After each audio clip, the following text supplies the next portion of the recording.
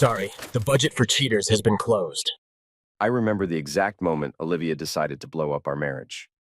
She was sitting at the kitchen table, scrolling through her phone, when she looked up and casually said, "Marcus, I want a divorce."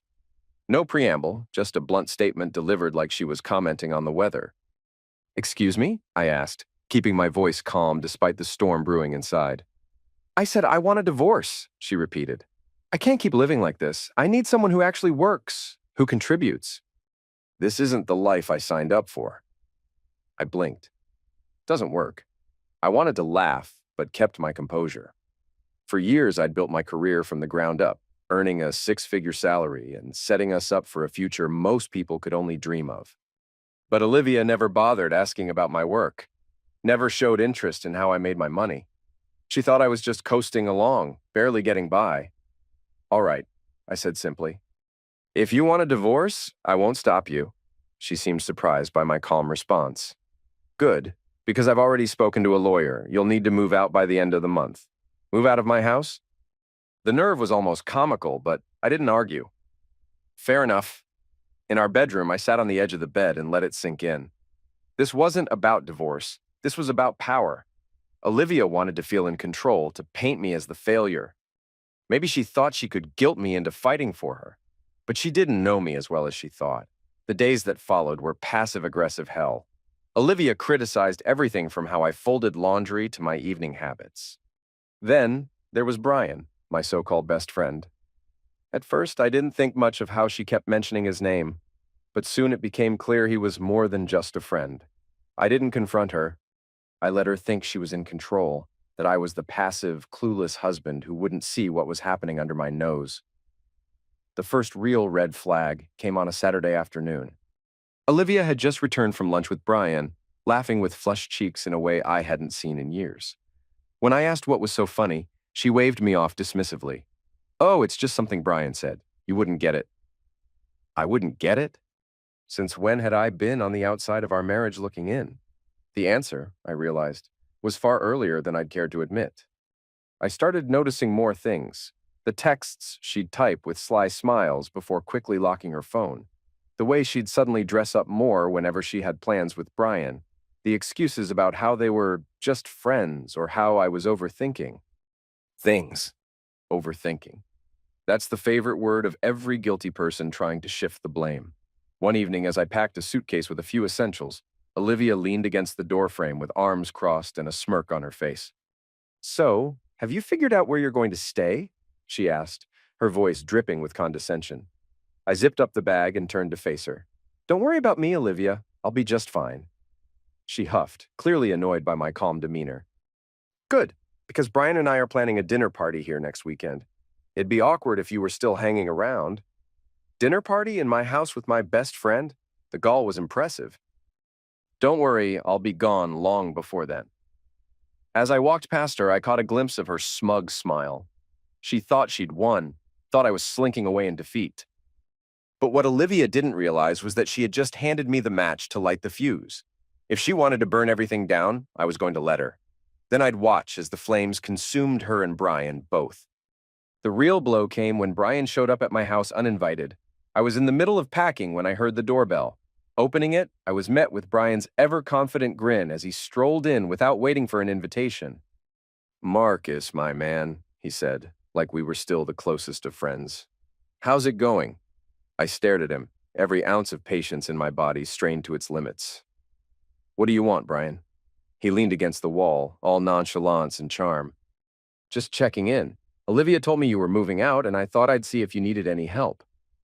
Help from the man who was quite literally moving into my life. The audacity was almost impressive. "I've got it handled," I replied curtly, turning back to my packing. Brian lingered, and when I glanced over, I could see the wheels turning in his head.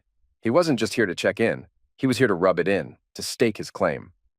"Listen," he said, his voice taking on a tone he probably thought sounded sincere. "I know this must be hard for you, but things happen, you know? Life's unpredictable." "Things happen," I echoed, turning to face him fully. I took a slow step closer, forcing him to meet my eyes. "Yeah, Brian, things do happen, and sometimes they come back to bite you." For the first time, he faltered. The confident smirk wavered, replaced by something almost resembling uncertainty. I didn't wait for him to recover. I turned back to my suitcase, effectively dismissing him. "You've always been a cool guy, Marcus," he said, awkwardly retreating toward the door. "No hard feelings, right?" "As unpredictable." "Yeah, Brian. Things do happen, and sometimes they come back to bite you."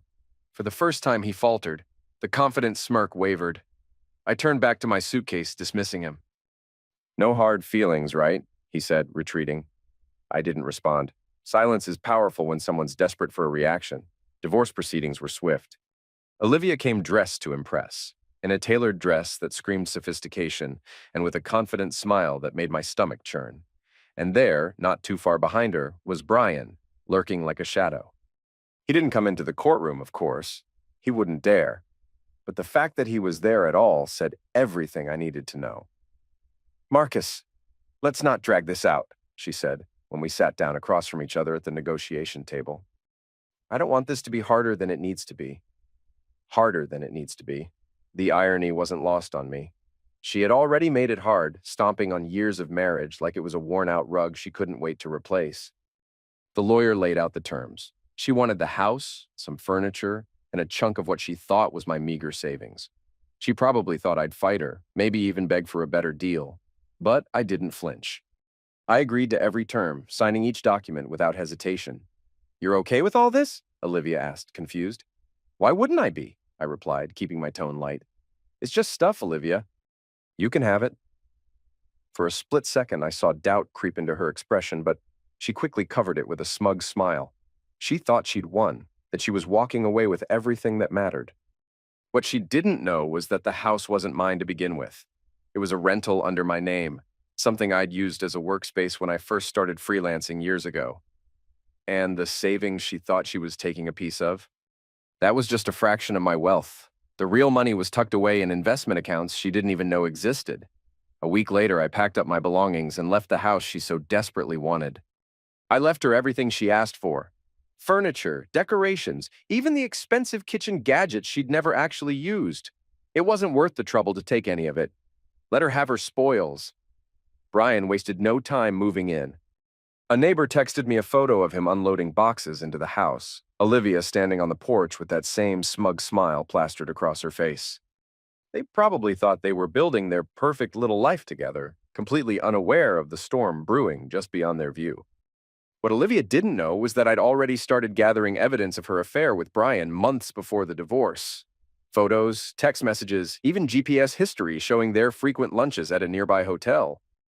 And while I could have used it to blow up the divorce proceedings, I decided against it. Why?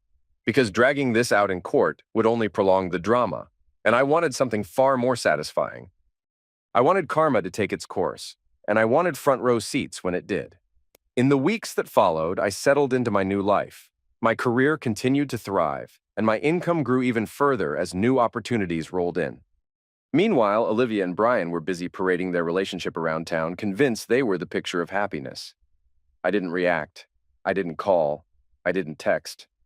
My silence was deafening, and I knew it would eat away at them eventually. It didn't take long for the cracks to show. I stayed quiet, of course. There was no need to intervene. They were digging their own graves just fine, without my help. The first sign of trouble came through whispers from mutual acquaintances.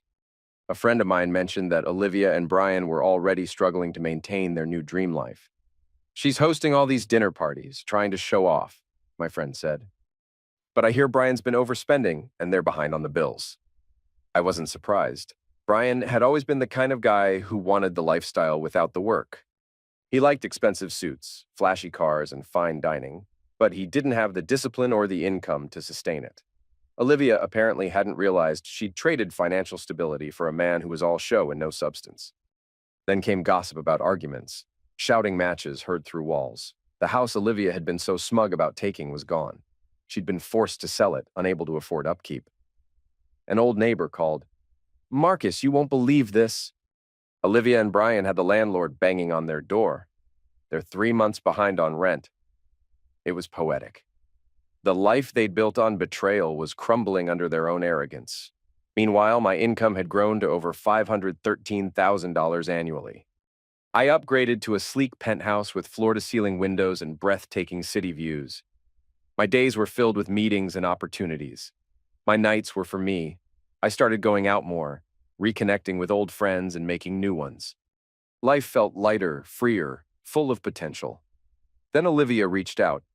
"Hi, Marcus. Hope you're doing well. Just wanted to check in." I could feel the desperation. She wasn't checking in. She was fishing. "Things are great, Olivia. Business is booming. How about you?"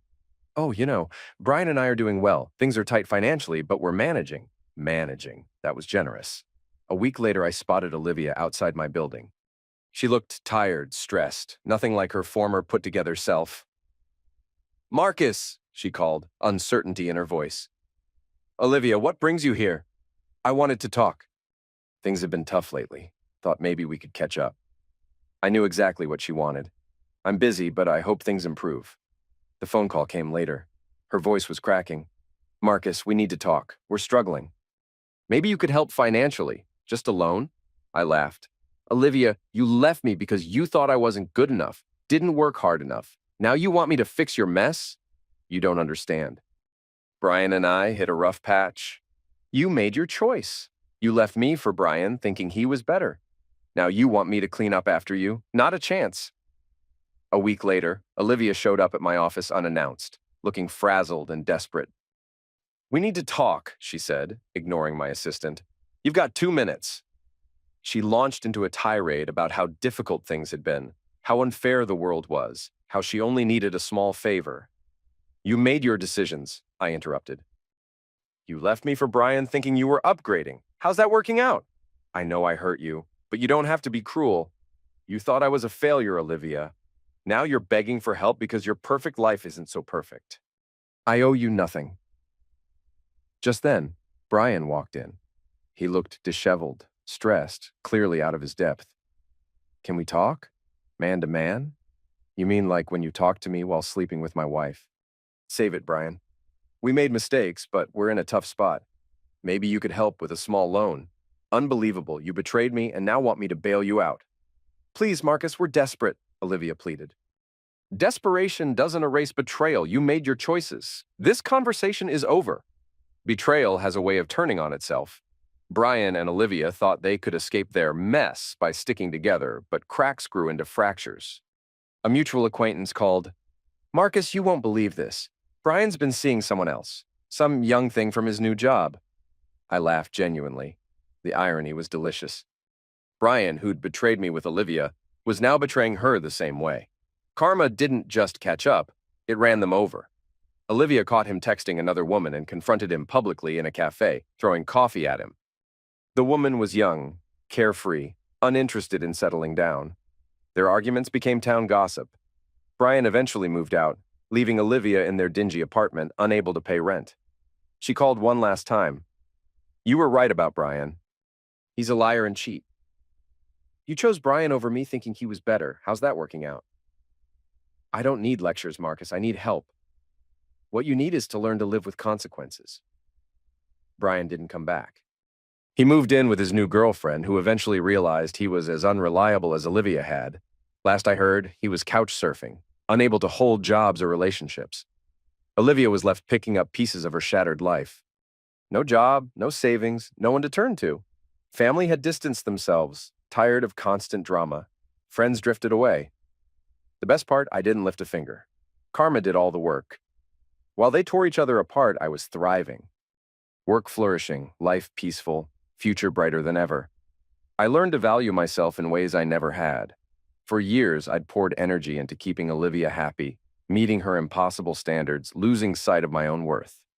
Now, I was reclaiming it. My therapist once told me, "Marcus, you're not responsible for other people's choices. You're only responsible for how you respond to them." Those words became my mantra. One evening, I ran into Olivia at a grocery store. She was in the generic brands aisle, her cart filled with store-brand essentials, looking like a shadow of her former self. When she saw me, she froze. "Marcus," she said, voice barely above a whisper. "Olivia," I replied, keeping my tone neutral. She looked defeated, broken. The confident woman who demanded a divorce was nowhere to be found. In her place stood someone hollow-eyed, worn down by her own choices. "I hope you're doing well," I said genuinely. I had moved beyond anger. She nodded quickly, eyes darting away. "You too," she mumbled before hurrying down the aisle. As I watched her leave, I felt free. Free from anger, from the need for revenge, from caring what happened to her next. Sometimes the best revenge isn't watching enemies fall. It's rising so high their failures become irrelevant. Almost a year later, I was at a charity gala as a major donor. That's where I met Sarah, a brilliant marketing executive. We'd been dating 3 months, building something real and substantial. As we danced, Sarah said, "You know what I love about you, Marcus? You're so present. I feel like I'm with someone who knows exactly who he is." In that moment, I realized Olivia hadn't just left me. She'd given me the greatest gift. She'd forced me to discover my own strength, worth, and capacity for happiness that didn't depend on anyone else's approval. Sometimes the best revenge isn't shouting or fighting. It's silence, patience, letting others dig their graves while you build your empire. The best revenge is living well. By that measure, I hadn't just won. I had transcended the entire game. They hadn't just left me. They had freed me. Every day since had been a step forward into a world brighter, bigger, and better than anything they could have imagined.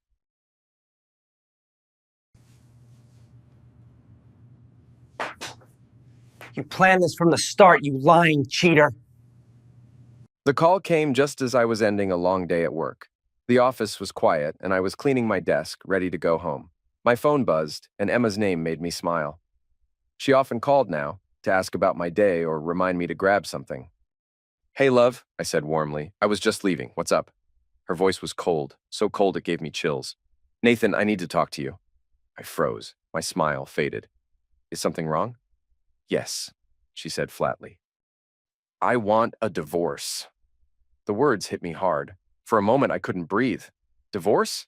That didn't make sense. We weren't perfect, but I never thought things were that bad. "Wait, what?" I stammered. "Emma, what do you mean? A divorce?" "Why?" "I've decided," she said, no feeling in her tone. "I don't want to talk about it. If you have questions, speak to my lawyer." "Your lawyer?" My chest tightened. "You already spoke to a lawyer?" "Yes, you'll hear from him soon." "Don't call me Nathan, this is final." "Final?" My voice rose. "Emma, this is crazy. At least tell me why. What did I do?" She was silent for a long time. I thought she might explain, but when she spoke again, her voice was just as cold. "I don't owe you an explanation. This is what I want. Goodbye, Nathan." The call ended, leaving me standing there, phone in hand, shocked and silent. My heart raced, my head filled with questions I couldn't answer. How could this be happening? We'd been married 7 years. Things weren't perfect, but I thought we were steady. Yes, we'd grown a bit distant. She had been quieter, more tense, but I'd blamed it on stress or a bad spell. I never thought it would come to this.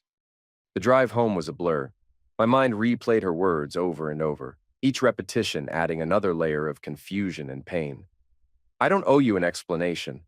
How could she be so cold, so dismissive of everything we'd shared? When I finally walked through the door of our home, the emptiness hit me like a physical blow. The house was quiet, eerily so, and the absence of her presence was palpable. I wandered through the rooms, looking for some clue, some sign that could explain what had gone so horribly wrong.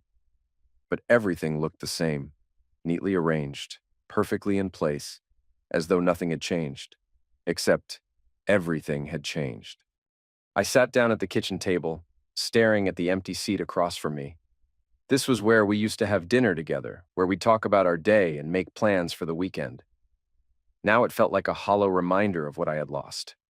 Sleep didn't come that night. I lay in bed staring at the ceiling, replaying every conversation, every moment over the past year. Had I missed something? Was there a sign? A warning I had ignored? My mind was a whirlpool of doubts and regrets, and no matter how hard I tried, I couldn't find an answer. By morning, I was exhausted but resolute. I wasn't going to let this end without understanding why. If Emma wouldn't give me an explanation, I would find one myself. I didn't deserve to be blindsided like this, to have my life upended without warning or reason. I made a decision then and there. I would meet with her lawyer. I would demand answers, and I would uncover the truth, no matter how painful it might be. The next few days passed in a haze of disbelief and frustration. Emma's abrupt call replayed in my mind like a haunting refrain. I couldn't focus on anything, not work, not friends, not even basic tasks around the house. Her words had left me spinning, and the unanswered questions gnawed at me. Then came the email. It was from her lawyer, a man named Henry Clark. The message was professional and clinical, outlining the steps for the impending divorce and requesting a meeting to discuss the terms. Reading it felt like a punch to the gut. Emma had really planned this. She had already moved pieces on a chessboard I hadn't even known I was standing on. I scheduled the meeting for 2 days later, a mix of dread and determination churning in my stomach. I wasn't just going to roll over and let her dictate how this ended. I needed answers. When the day arrived, I walked into the law office with my head held high, though my insides felt like they were tied in knots. The receptionist greeted me with a rehearsed smile, directing me to a conference room. Henry was already there, seated at a polished wooden table with a stack of papers in front of him. He looked up as I entered, and I caught a flicker of something in his expression. Was it unease? Guilt? Whatever it was, it vanished as quickly as it appeared, replaced by practiced professionalism. "Nathan," he said, standing to shake my hand. "Please have a seat." I sat down, studying him. Henry was an older man, well-dressed but with an air of weariness about him. His hands trembled slightly as he shuffled the papers in front of him. "I'm sure this situation is difficult for you," he began, his tone measured. "I'll do my best to make this process as smooth as possible." I leaned back in my chair, crossing my arms. "I appreciate the sentiment, Mr. Clark, but I didn't come here to discuss logistics. I came here for answers. Why is Emma doing this? What changed?" He hesitated, his gaze dropping to the papers in front of him. "I'm not at liberty to discuss personal matters," he said finally. "Don't give me that," I snapped, my voice sharper than I intended.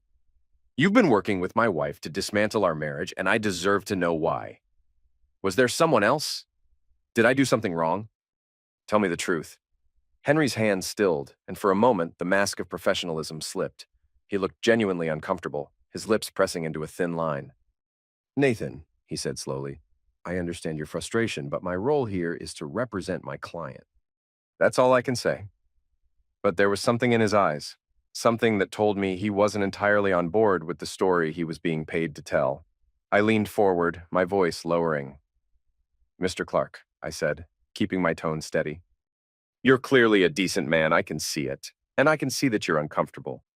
Whatever Emma has told you, I'm asking you, as one human being to another, please tell me the truth." He didn't respond right away, his gaze darting to the door as though he expected Emma to burst in at any moment. Finally, he sighed, removing his glasses and rubbing his temples.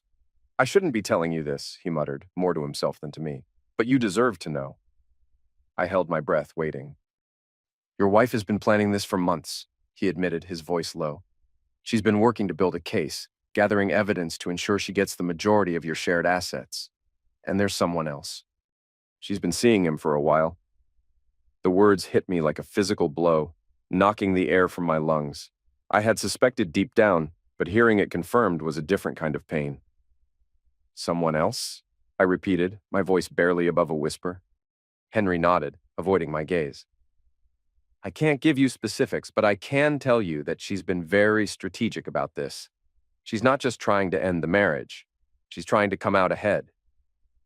Anger flared in my chest, hot and sharp. Months. She had been plotting this while I worked late nights to provide for us.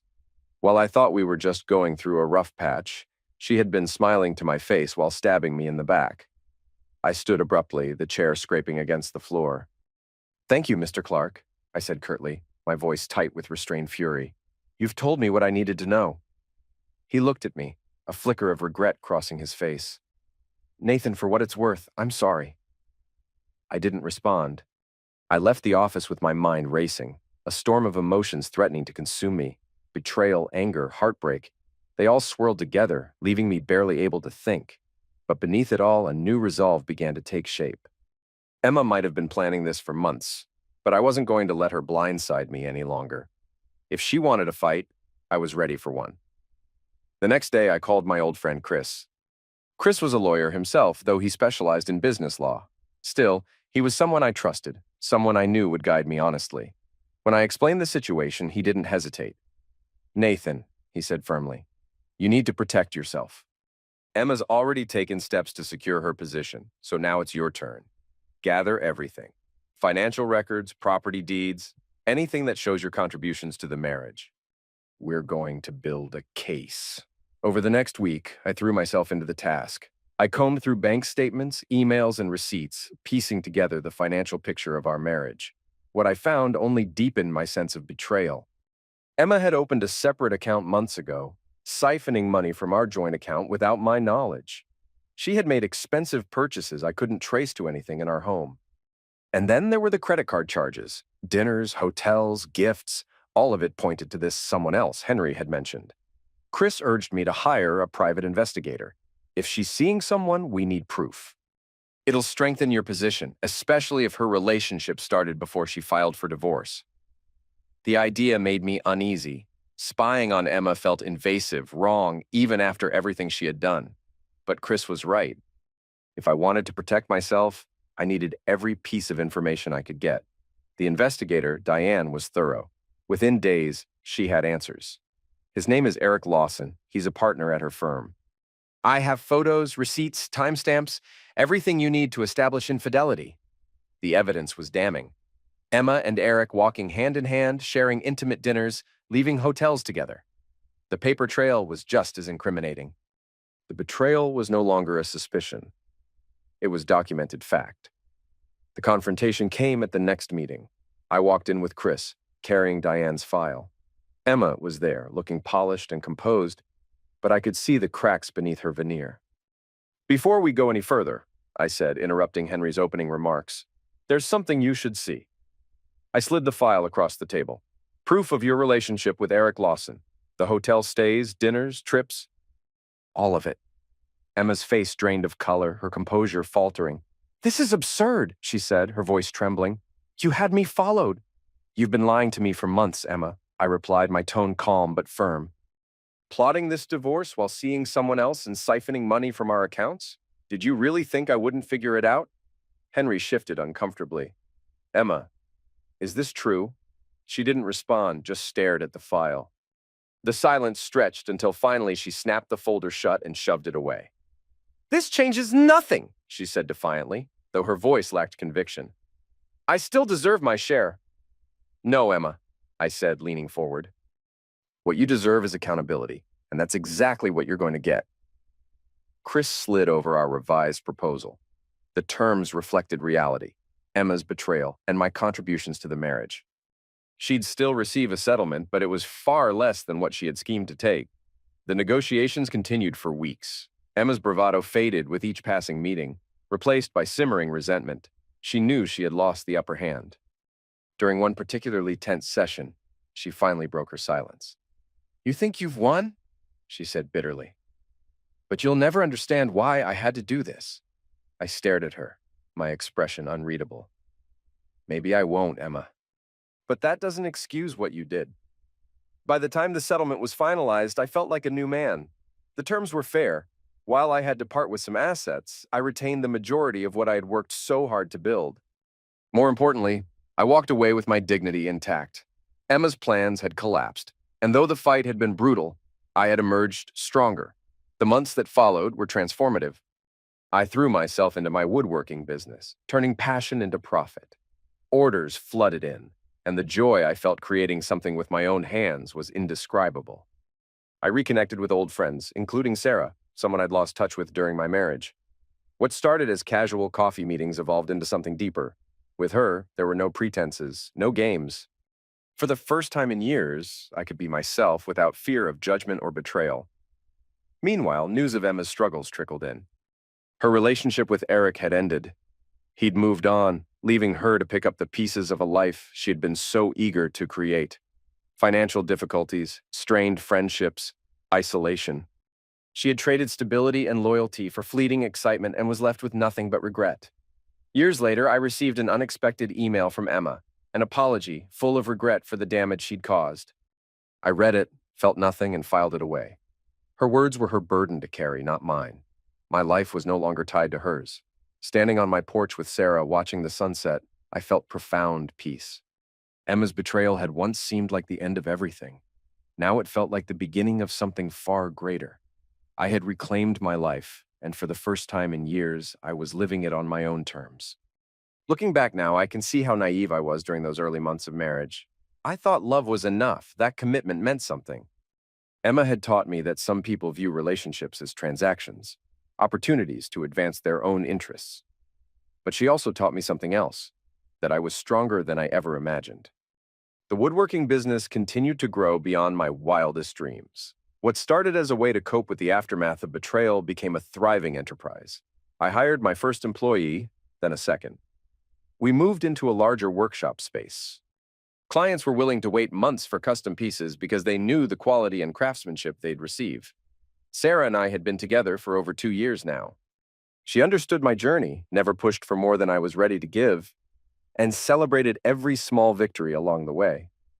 We talked about marriage sometimes, but there was no rush. We both knew what we had was real, built on honesty and mutual respect, rather than convenience or desperation. One evening, while reviewing the day's orders in my expanded workshop, I realized I hadn't thought about Emma in weeks. She had become truly irrelevant to my daily existence. The woman who once held the power to destroy my world with a single phone call was now just a distant memory, a chapter in a story that had found its proper ending. Chris stopped by occasionally, always amazed at the transformation he'd witnessed. "You know," he said during one visit, "I've seen a lot of divorces in my career. Most people either never recover or they become bitter. You did something different. You grew." He was right. The man who had sat across from Henry Clark that first day, desperate for answers and drowning in confusion, barely resembled who I'd become. That man had been defined by his relationship, by external validation, by fear of being alone. This version of myself was self-contained, confident, and genuinely happy with the life I'd built. The irony wasn't lost on me. Emma's betrayal, which was meant to destroy me, had actually freed me. She'd done me the greatest favor of my life by showing me who she really was and forcing me to discover who I really was. Without her deception, I might have spent decades in a loveless marriage, slowly withering away while she took advantage of my loyalty and dedication. Sometimes I wondered if she ever realized what she'd lost. Not just the material things, though I knew from occasional reports that her financial situation had never recovered, but the intangible value of a partner who would have fought for their relationship, who valued commitment, who believed in working through problems together.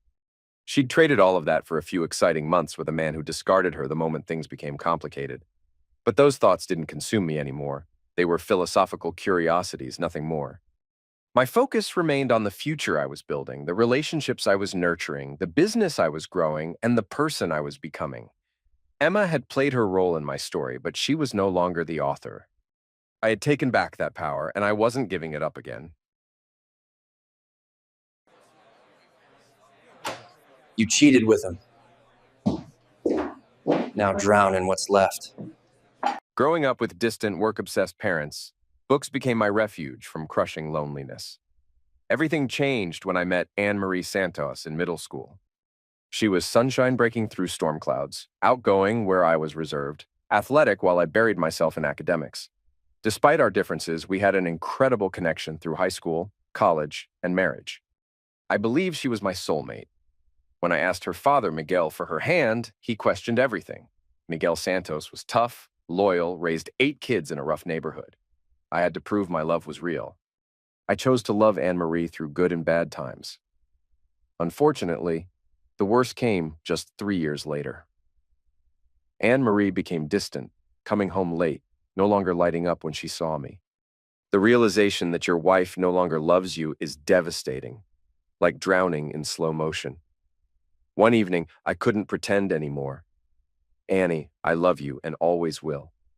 I don't want to argue. I just want us to decide together what's best."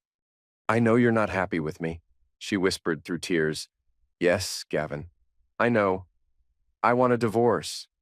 Miguel deserved an explanation.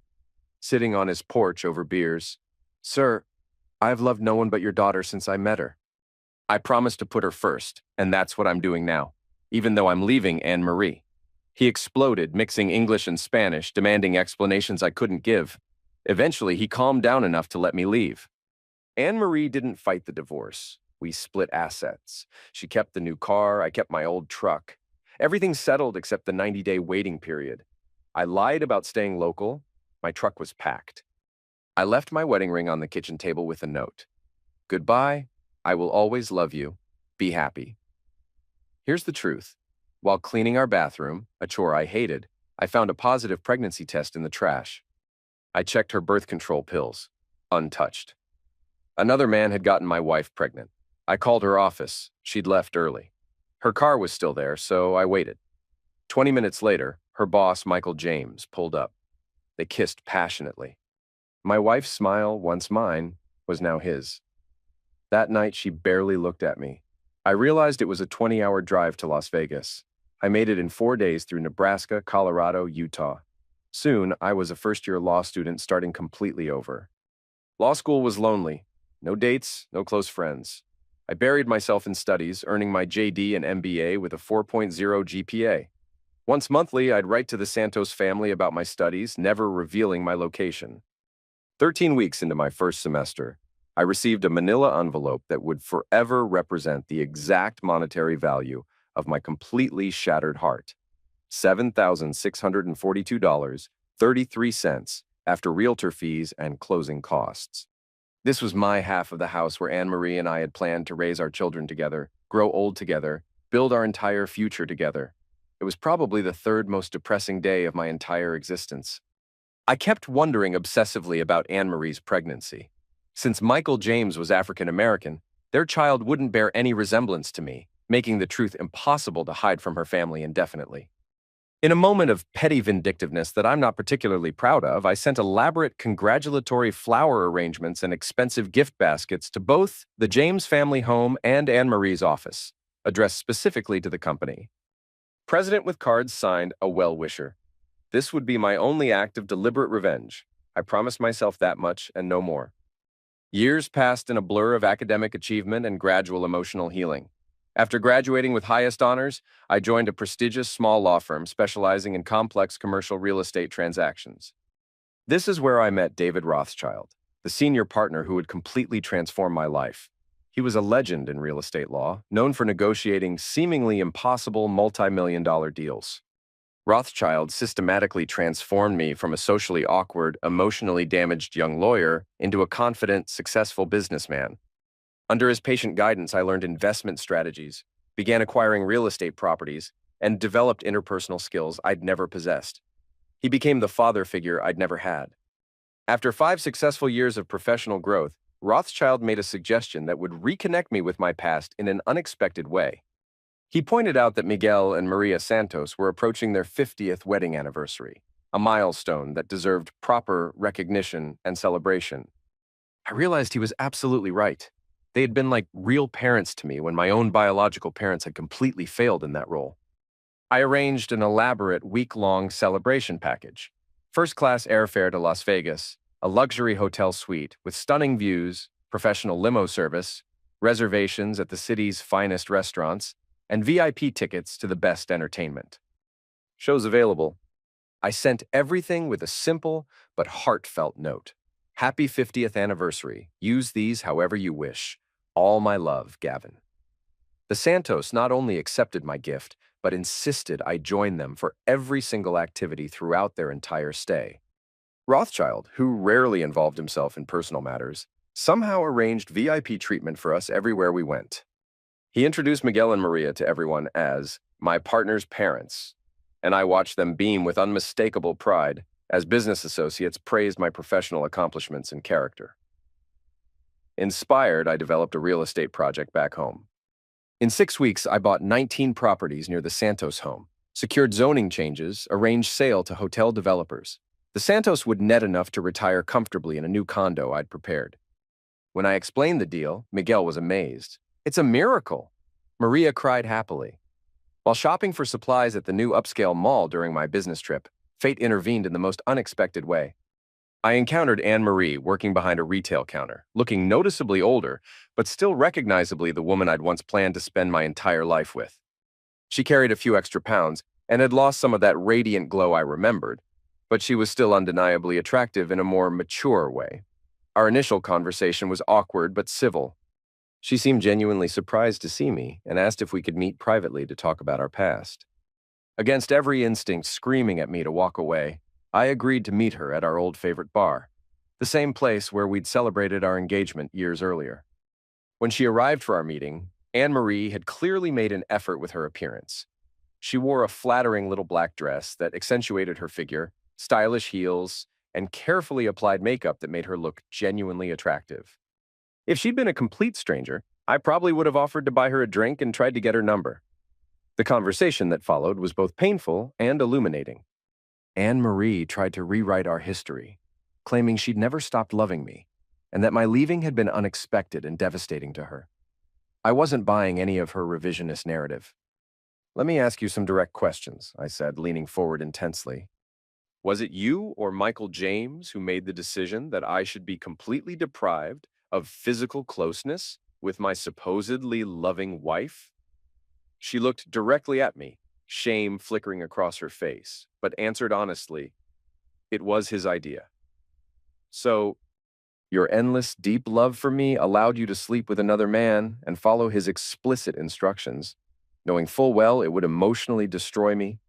"Gavin, she started, but I cut her off immediately. "How long did you wait before deliberately stopping your birth control pills?" I demanded. "What? Well, she stammered helplessly, unable to form a coherent response. "You didn't accidentally get pregnant, Anne-Marie. You actively wanted him to father your child. When exactly were you planning to tell me the truth about the baby's paternity? Or were you actually going to try convincing me it was mine?" She couldn't even attempt to answer that devastating question. "Why aren't you with Michael James now? Where is your great love?" I asked, shifting to her current situation. "He didn't want me long term," she confessed, her voice barely audible. "His wife discovered our affair and told his supervisor at work. She divorced him immediately, and he was forced to resign from his position to avoid further scandal. After that, he completely abandoned me. I had to quit my job too because the situation became too humiliating and uncomfortable to bear. And somehow I'm supposed to feel sympathy for the natural consequences of your choices?" "I don't know what you want me to say, Gavin," she replied, her voice finally breaking with genuine emotion. "I made a terrible, life-destroying mistake. I got involved in something horrible and couldn't find the strength to stop it once it started. I know I was completely wrong about everything. Can't you find it in your heart to forgive me? I genuinely love you.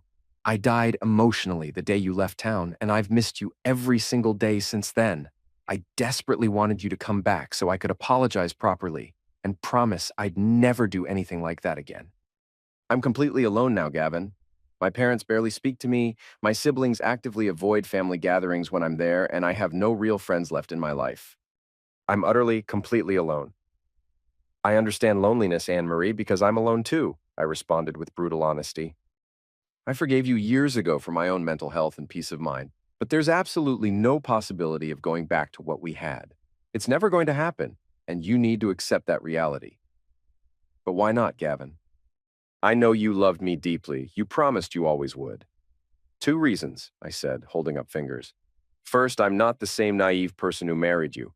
I've changed fundamentally, and you don't know who I am anymore. I certainly don't know who you really are, if I ever did. Second, here's the question that proves you're still lying to me. You wanted someone else, and I let you have him without saying a harsh word because I truly loved you.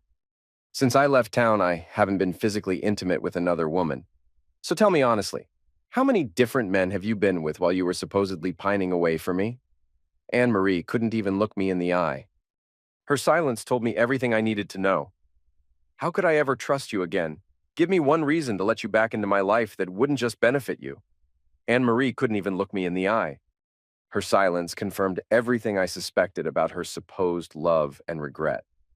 "You see, Anne-Marie, I knew you were lying. But back then, I didn't realize the woman I loved was fundamentally dishonest. How could I ever trust you again?" "Why would I even want to?" she cried quietly as I stood up to leave. "That's what I thought. Goodbye, Anne-Marie." 3 months later, I confronted the Santos family about ostracizing Anne-Marie.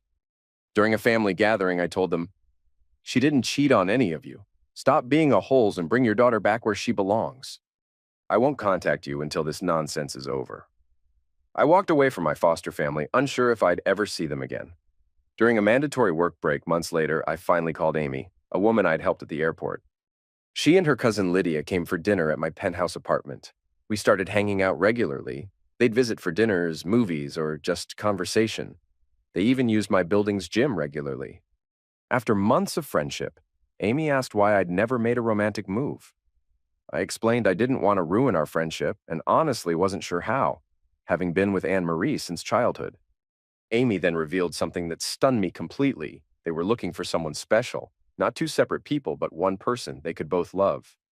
They wanted to share children and raise them together as co-mothers, since Lydia couldn't have biological children due to complications from a previous pregnancy that had gone terribly wrong. The arrangement sounded unconventional, but genuinely appealing. After careful consideration, I asked Amy on a proper romantic date while texting Lydia a more direct message. "Be at my place at 6:15. Don't be late. You'll be staying the night." Her reply came quickly. Perfect. My first real date with Amy was absolutely magical. I picked her up at 7, stunned by how beautiful she looked in her little black dress. We shared wine and sushi at an intimate restaurant, went dancing at an upscale nightclub, and talked for hours about our dreams, hopes, and what we wanted from life. By evening's end, we bonded on a level I hadn't experienced since my teenage years. Walking through a moonlit park holding hands, I couldn't shake my insecurities. Why me, Amy? I'm over 10 years older than you, divorced with serious emotional baggage, and every man in that club was staring at you tonight. You could literally have anyone you wanted. You'll understand soon enough, she smiled mysteriously. But tonight, just accept that you're the one we've been waiting for. There's absolutely no one else for me or Lydia. On Easter Sunday, Anne-Marie found me at our old church. She spoke softly. "Forgive me, Gavin, for I have sinned." "I forgave you long ago," I replied. "But you forgave me when I didn't deserve it, when I wasn't sorry. Now I understand the pain I caused. I wish I could take it back. Thank you for giving me my family back. Dad said it was your intervention." Eventually, I proposed to Amy, while giving Lydia a special ankle bracelet with our 3 birthstones, showing she was part of our family. "I'm home, Gavin." "I'm not going anywhere," Lydia said. We married 3 months later in a small, intimate ceremony with Lydia standing beside Amy as maid of honor and Rothschild serving as my best man. 6 months after our wedding, our first child was born, Aiden James O'Connor. Twins followed, Sophia Marie and Stephen Michael. Finally came baby Olivia Rose. The boys looked exactly like me with dark hair and serious expressions. Sophia was a tiny version of Amy with blonde curls and bright eyes. Olivia was unmistakably Lydia's clone. Same features, same gentle temperament, their bonds were instant and unbreakable. Amy and I lived as husband and wife, but Lydia was always close, always part of our daily lives and major decisions. Our unconventional family became as perfect as any relationship could be. We've never shared details publicly, and only closest friends know the truth about our arrangement. My revenge wasn't dramatic confrontation. It was building a successful life while my cheating ex-wife faced consequences alone. The congratulatory flowers I sent exposed their affair to Michael's wife and employer, destroying his marriage and career.